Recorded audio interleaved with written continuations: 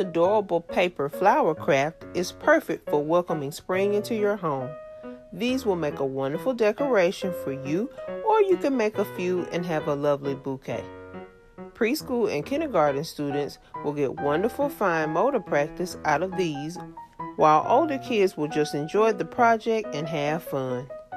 Here's what you need to make your own: a 1-inch circle punch, yellow and orange paper, a paper cutter or scissors, glue, paper drinking straws, and a 1.5-inch paper punch.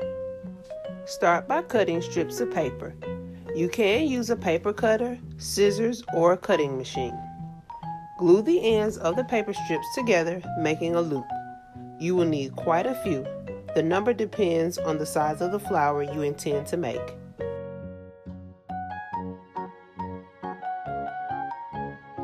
Punch a few circles out of one color of paper. You will need 2 circles for each flower you plan to make. Glue the loops on one side of the paper circle. Start by gluing 4 at a 90-degree angle and then another 4 in between.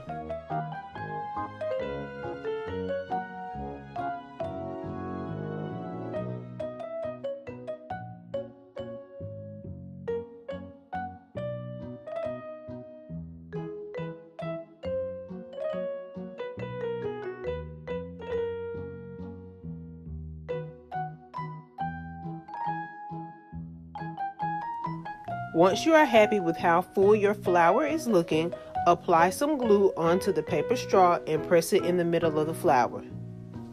I chose to add another circle to cover the straw, and your craft is complete.